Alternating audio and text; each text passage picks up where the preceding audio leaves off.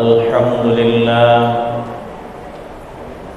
assalatu wassalamu ala rasulillah.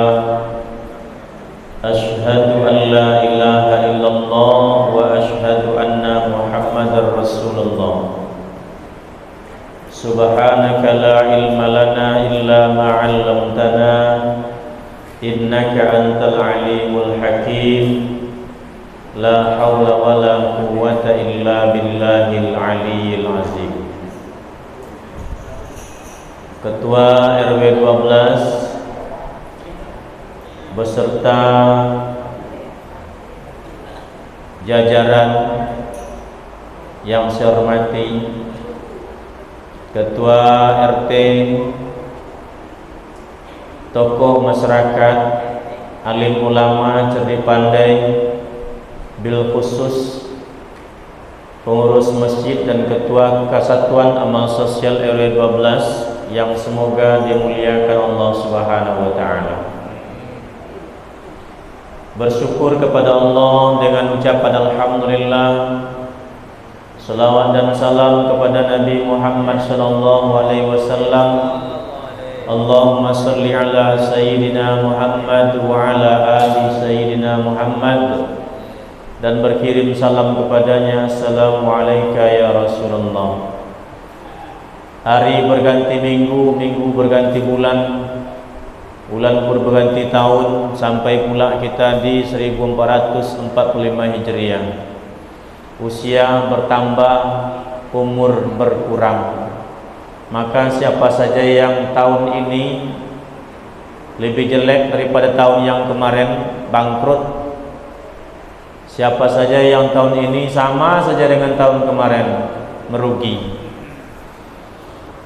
Maka oleh sebab itu orang-orang beriman itu, innal ladzina amanu wal ladzina hajaru wa jahadu fi sabilillah ulaika yarjuna rahmatallah wallahu ghafurur rahim. Orang-orang beriman itu perlu terus berubah, hijrah ke arah yang lebih baik. Tepatnya tanggal 26 Safar, pagi Kamis tahun pertama Hijriah itu, berkumpullah para tokoh kafir Quraisy di sebuah tempat namanya Darun Najwa. Di situ hadir Tri Abu, tapi bukan Abu Lahab. Di situ ada Abu Aswad, ada Abul Bukhturi, dan ada Abu Jahal ketika itu. Dari orang-orang penting ini ada satu yang paling berbahaya, yaitu penyusup. Penyusup ini di mana-mana selalu menimbulkan bahaya. Karena penyusup ini adalah orang yang punya dua pisau, satu untuk menikam kawan, satu untuk menikam lawan. Menyamar sebagai seorang kiai, tapi dia seorang iblis. Namanya Syekh dari Nejat. Begitu sidang dibuka, pembahasannya ialah kita apakan Muhammad. Sebelum Nabi Muhammad diangkat menjadi Rasul, tidak ada lawannya, kawan semua. Tidak ada lawan, Pak. Tapi begitu muncul sebuah perubahan, ide perubahan, mulai banyak lawan. Begitu muncul perubahan, banyak orang yang memusuhi Nabi Muhammad SAW. Ada 4 trik yang dibuat oleh kafir Quraisy. Satu, yaitu membuat fitnah. Itu tugas mereka ini. Yang baik-baik itu diceritakan buruk semua, tidak ada baiknya. Yang kedua, memperolok-olokkan Nabi. Kalau ada yang ikut Nabi itu dia olok-olokkan tuh, dikedip-kedipkan matanya itu. Nah, itu mengikut Muhammad tuh. Tak tahan. Yang ketiga, membuat berita bohong, hoax. Hari ini, Pak, kita tengok tuh atapnya rupanya standar internasional juga, Pak. Tengok pula kursinya standar internasional juga. Tengok pula ruang parkirnya standar internasional juga rupanya. Tertuduhlah rumputnya, kau tidak standar internasional. Dahsyat. Yang keempat, nih adu argumen, berdebat. Nah, sampailah pada puncaknya semua ide-ide mereka ini dikalahkan oleh Nabi Muhammad.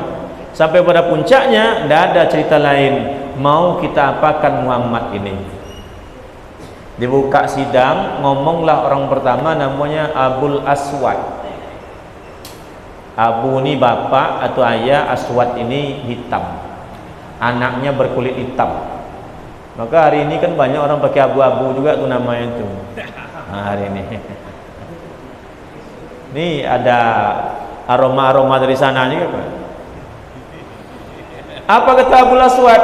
Saya ngusul, gimana kalau Muhammad ini kita usir dari RW 12 ini?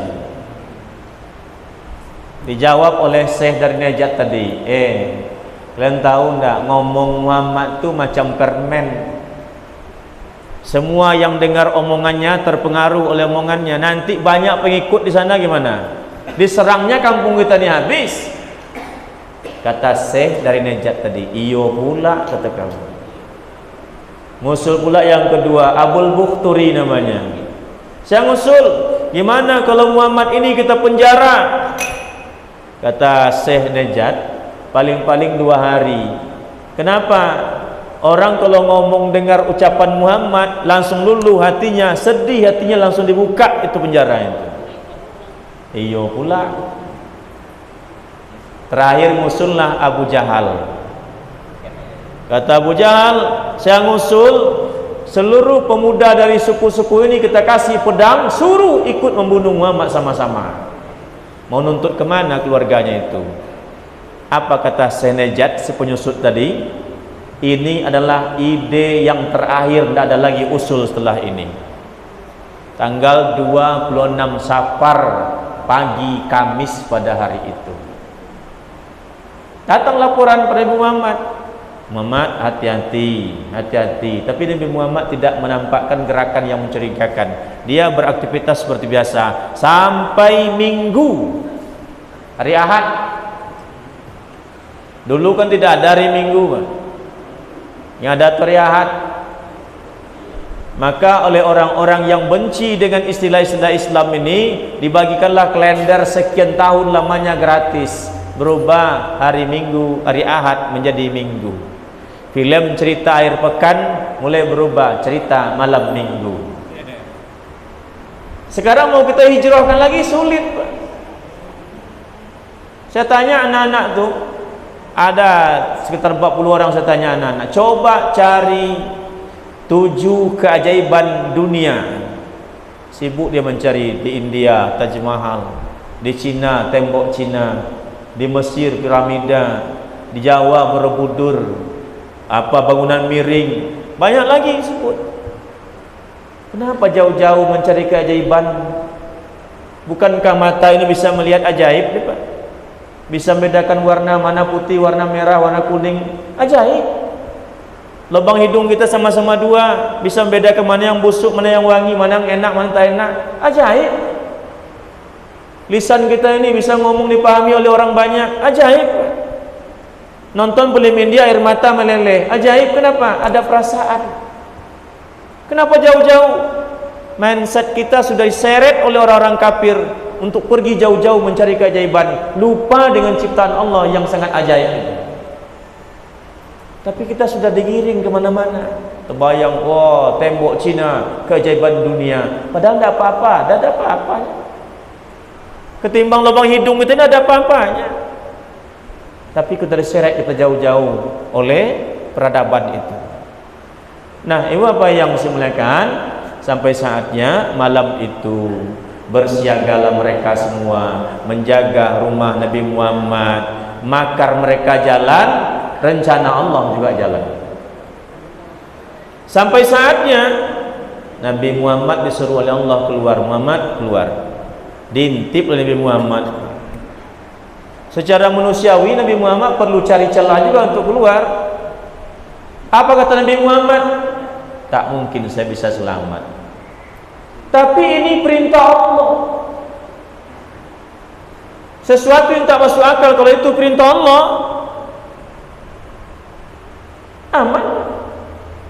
masuk akal. Inilah yang membuat orang ragu hari ini dengan Al-Quran. Maka hijrah pertama di abad modern ini ialah hijratul aqidiyah. Jangan ragu kita dengan Al-Quran sedikit pun. Hari ini betapa banyak orang ragu dengan Al-Quran. Tidak mungkin saya lolos ya Allah, tapi ini perintah Allah. Keluar Nabi Muhammad. Kalau Allah yang berkehendak, sifat hukum alam itu tidak pernah dirubah oleh Allah, tapi Allah ciptakan hukum baru. Jangan kira api Nabi Ibrahim itu tidak membakar, tidak panas. Panas apinya, tapi Allah ciptakan hukum baru. Allah tidak pernah merubah hukum. Kalau Allah yang merubah hukum, berarti salah itu sunnatullah. Tapi Allah ciptakan hukum baru. Apa bedanya pemadam kebakaran? Masuk ke api besar, tidak dimakan api bajunya itu. Ada hukum baru yang melindunginya. Nabi Ibrahim berada menunggu api yang besar itu, Allah tidak rubah api jadi dingin. Tapi Allah ciptakan hukum baru. Nabi Ibrahim dibalut dengan air yang sangat sejuk, udara yang sangat dingin. Tak menyentuh api itu terhadap tubuhnya. Jadi sebenarnya dulu mukjizat luar biasa. Sekarang orang sudah mulai paham. Allah ciptakan hukum baru. Maka hamba yang saya muliakan, oleh sebab itu keluar kata Allah, bacalah 3 doa yang ada dalam Al-Quran. Ambil pasir, genggam, dibacalah doa pada pasir tadi. Summum bukmun unyum pahum la yasma'un, summum bukmun umyum pahum la yubsirun, summum bukmun unyum pahum la yarji'un. Tabur. Allah ceritakan dalam surah Yasin, wa ja'alna min baini aydihim. Itu ceritanya. Doanya dah itu. Itu ceritanya itu. Tidak usah diamalkan pula ini. Itu Nabi Muhammad saja. Nampak orang razia dekat jembatan tu baca summum bukmun, cepat tangkap polisi. Dah itu. Ini untuk Nabi. Atas izin Allah Subhanahu wa taala lewat Nabi. Kebiasaan Nabi setiap malam setelah Isya tidur, nanti tengah malam bangun ke masjid. Situlah mau dihabisi Nabi Muhammad. Tapi rupanya Nabi Muhammad berangkat ke rumah Abu Bakar. 3 orang dipekerjakan untuk perjalanan menuju ke Mekah, ke Madinah itu. Bukan berangkat berdua sama Abu Bakar. Ada Abdullah bin Abu Bakar, ada Abdullah bin Uraikid, ada Amir bin Puhairah. 3 orang tu pekerja. Amir bin Puhairah untuk gembala kambing. Jejak-jejak unta tu hilang semua tu oleh jejak kambing dia. Abdullah bin Umar jadi informan, dan Abdullah bin Uraikid untuk menunjukkan jalan ke Madinah. Tak langsung itu ya, Pak. 3 hari sembunyi itu terjadi peristiwa aneh. Mertua Abu Bakar turun dulu ke lubang itu, dia sapu tu loh. Gua itu disapunya dulu, dikoyaknya baju, tutupnya 2 lubang yang ada di kemungkinan hewan berbisa di situ, tutup pakai baju Abu Bakar. Yang satu lagi tutup pakai tumitnya. Ketika tutup pakai tumitnya, menantunya baring di paha mertuanya Abu Bakar. Hari ini ada tak menantu berbaring di paha mertua? Tak ada apa hari ini. Ketika berbaring itulah terbangun Rasulullah, ada tetesan air jatuh di pipinya. Bangun dia. Ada apa Umar? Abu Bakar, kau sedih meninggalkan Mekah? Enggak. Takut menuju ke Madinah? Enggak. Lalu kenapa menangis? Tidak ada apa-apa ya Rasulullah. Akhirnya ngaku dia, kaki saya digigit kalajengking ya Rasulullah. Ada yang menyebut ular berbisa. Situlah keajaiban tiba. Sini saya lihat kata Rasulullah, diambil air ludahnya bambu, gesek ke kaki Abu Bakar, hilang sakitnya. Ini tentunya berlaku cuma air ludah Rasulullah. Lalu pula kawan tu gigi kalajengking kasih air ludah, tambah sakit insyaallah. Tak kurang. Ini cuma air ludah Rasulullah. 3 hari situ, sinilah Nabi menunjukkan yang dipakai oleh ulama kita, hubbul watan minal iman. Cinta tanah air itu sebagian dari iman. Wajib kita mencintai tanah kelahiran kita. Demam-demam badan, berobat ke dokter, ke klinik, tidak sembuh-sembuh. Begitu pulang kampung, sampai di kampung langsung sembuh dia. Bingung ahli psikologi ini menerjemahkan, kok bisa sehat? Tidak ada obat-obat sampai kampung sembuh.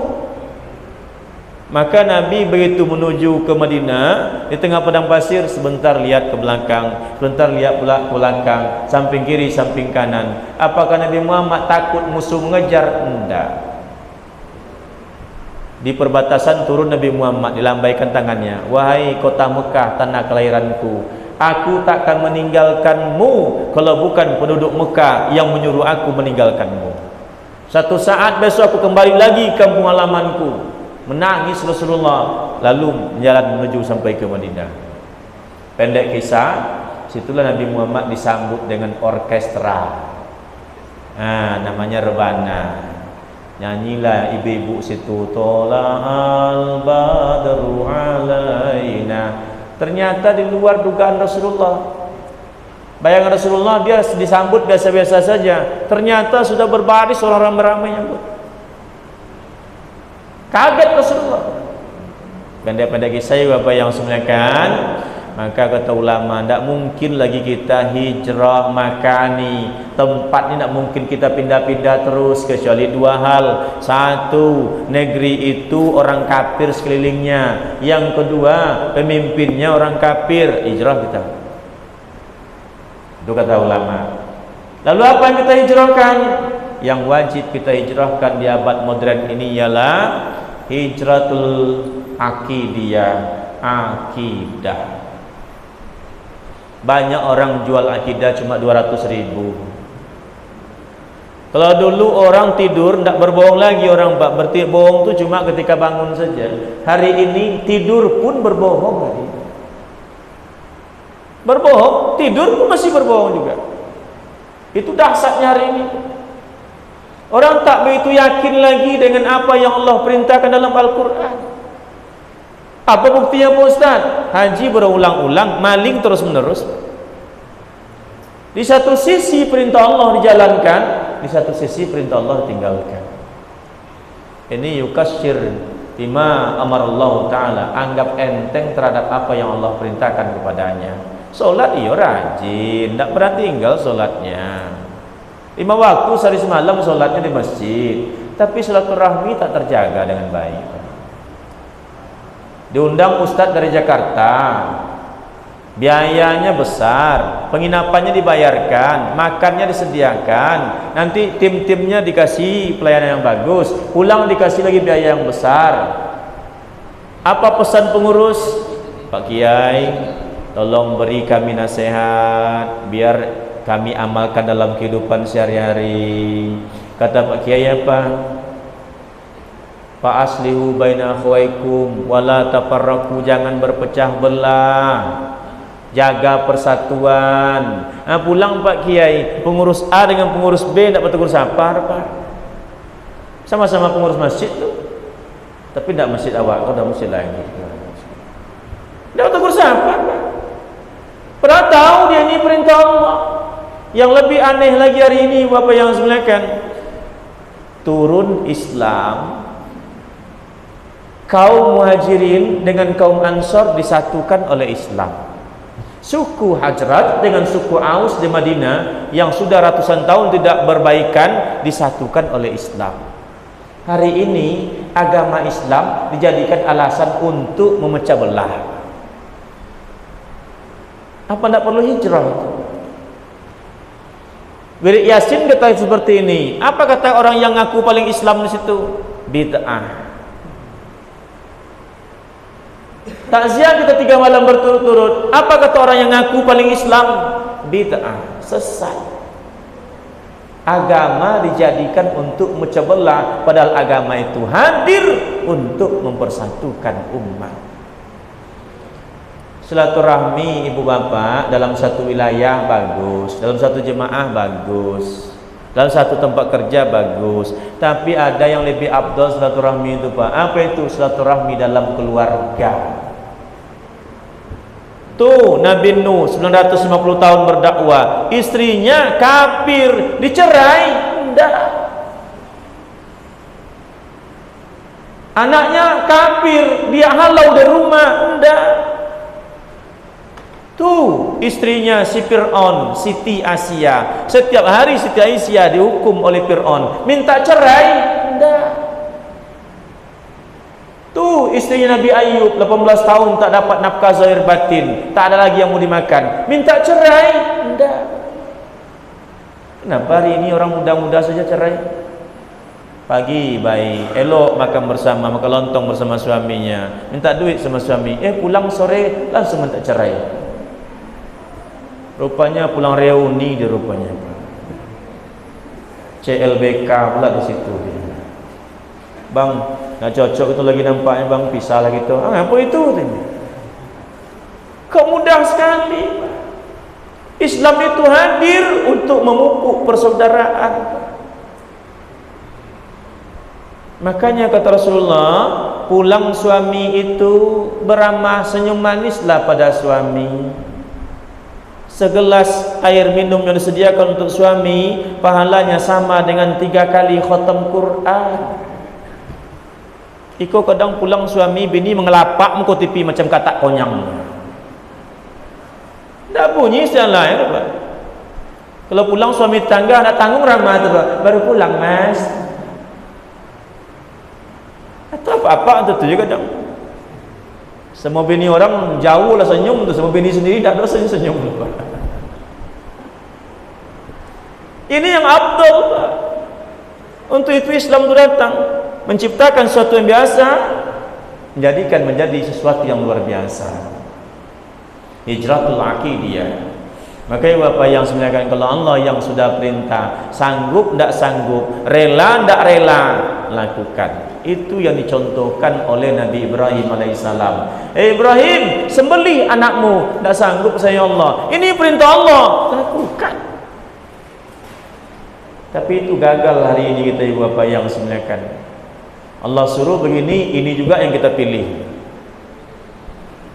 Seakan-akan Al-Quran tidak lengkap menyuruh kita untuk memilih pemimpin. Pilih ini katanya, itu juga kita pilih Pak. Tidak ke situ juga tuh. Nah sudahlah Pak Bu yang sebenarnya yang kedua yang perlu kita hijrahkan ialah hijratul ta'abbudiyah. Apa itu? Sempurnakan ibadahmu.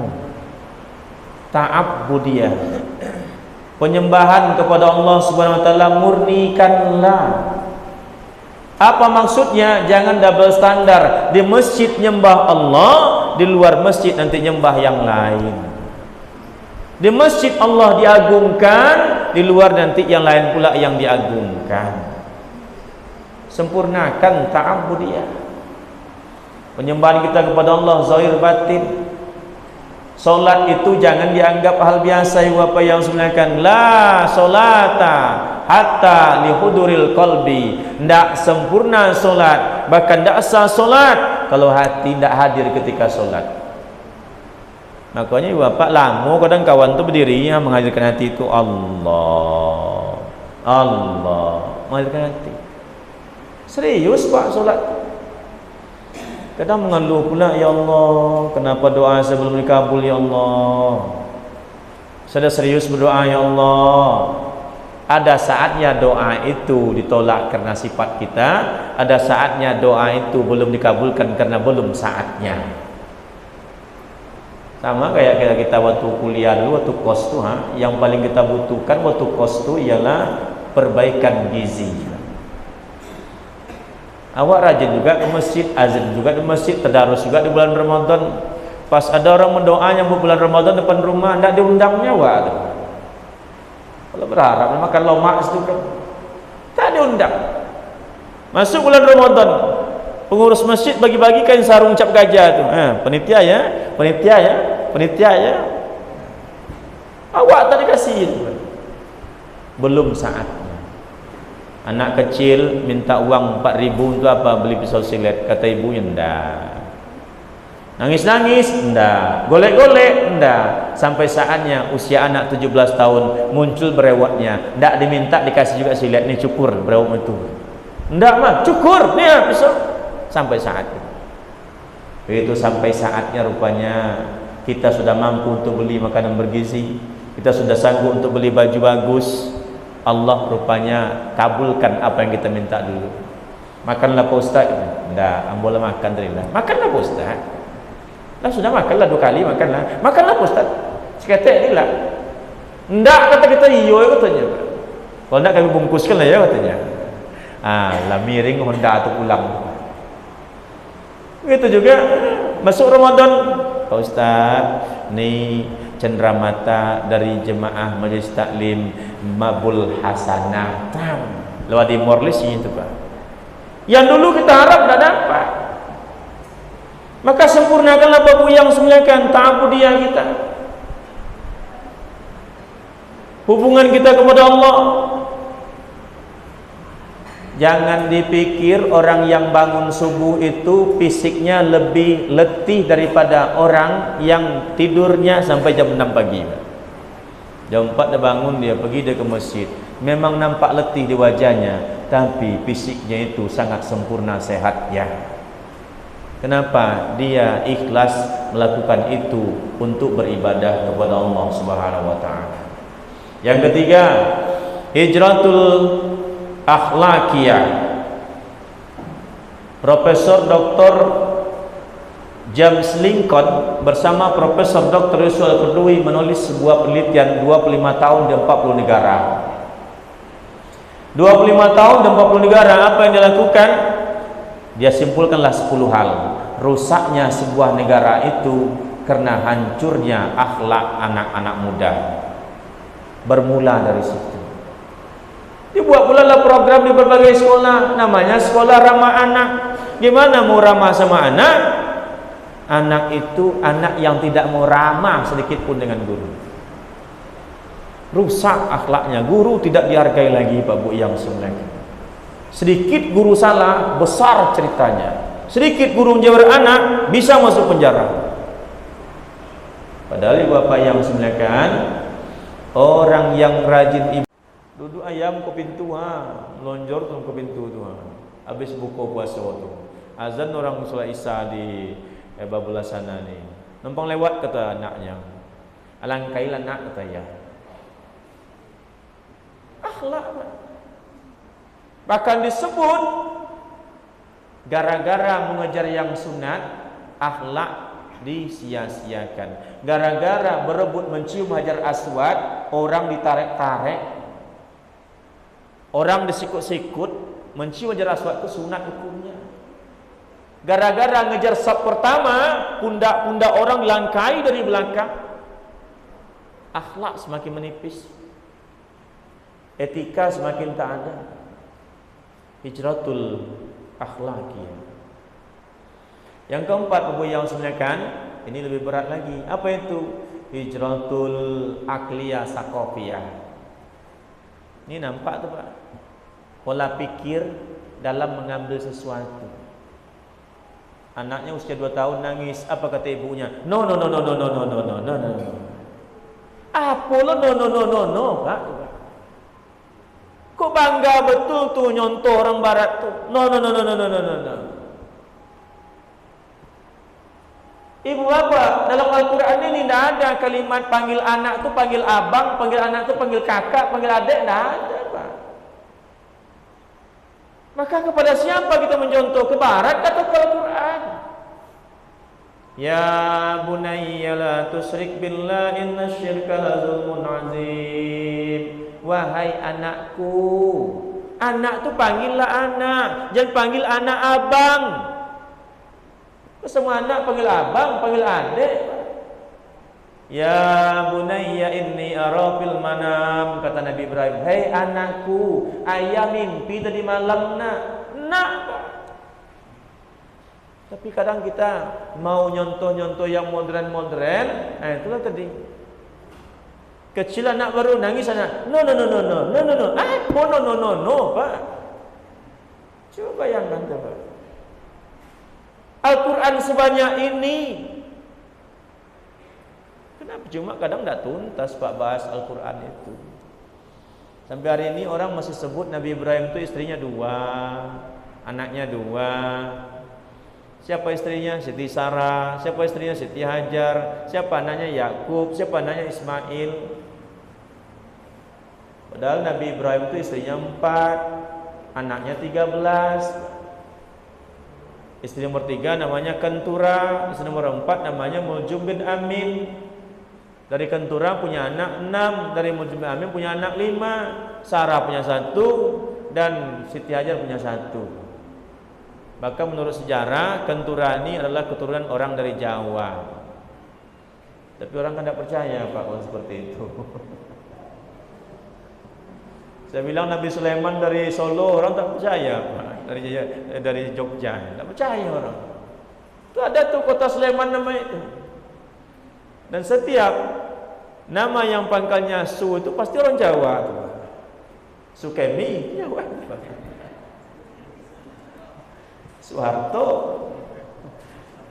Orang tak percaya apa yang sebenarnya, tapi itu sejarah. Nah, apa yang sebenarnya oleh sebab itu hijratul aqliyah saqafiyah. Jangan lagi kita berkiblat kepada barat itu. Sains teknologi silakan ambil, tapi budaya jangan. Kembalilah kepada agama kita yang murni itu, hijrah kepada Al-Qur'an. Yang terakhir Bapak yang sebenarnya apa perlu kita hijrahkan? Hijratul usariyah. Hijrahlah pola pendidikan dalam rumah tangga. Lahir anak, apa pesan Rasulullah? Sebelum punya anak, apa pesan Rasulullah? Dah 7 tahun usia anak, apa pesan Rasulullah? 10 tahun anak kita, apa pesan Rasulullah?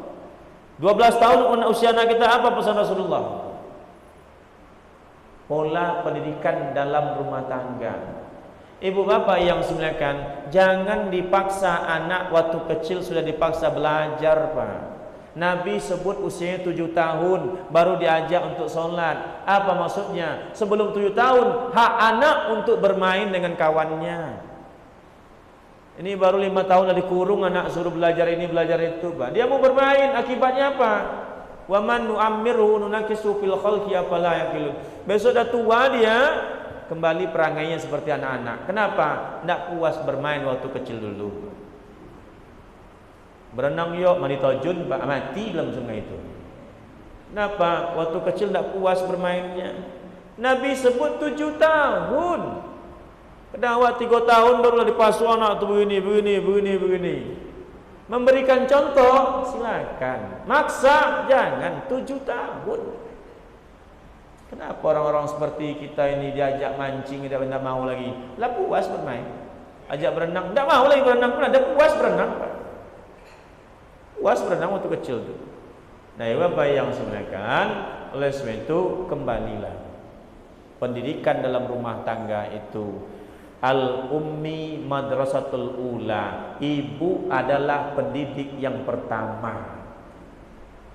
Oleh sebab itu, ibu menjadi tauladan pertama bagi anak-anak di rumah. Datanglah ibu-ibu ngambil anaknya di gendongan Rasulullah karena anak kencing di baju Rasulullah. Tareknya. Marah Nabi. Kencing ini kata Rasulullah bisa kucuci. Tapi perasaan keras yang lengket pada hati anakmu, dia akan ingat sampai tua. Ini pendidikan yang sangat berharga Nabi berikan kepada kita. Oleh sebab itu Bapak yang semuakan, hijrah Nabi memang sudah berlalu, tapi hijrah maknawi mesti terus kita lakukan agar mendapatkan kesempurnaan dalam beragama, hidup di dunia bahagia pula nanti di akhirat, mendapatkan apa yang kita inginkan, terhindar dari siksa api neraka. Ini saja kajian ringan kita pada malam hari ini. Semoga ada manfaatnya untuk kita semua. Lebih dan kurang mohon beri maaf. Billahi taufiq wal hidayah. Wassalamualaikum warahmatullahi wabarakatuh.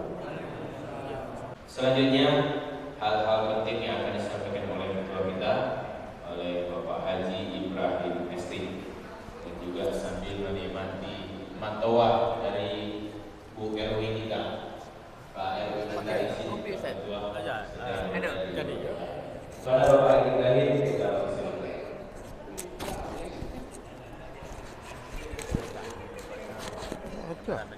Iya.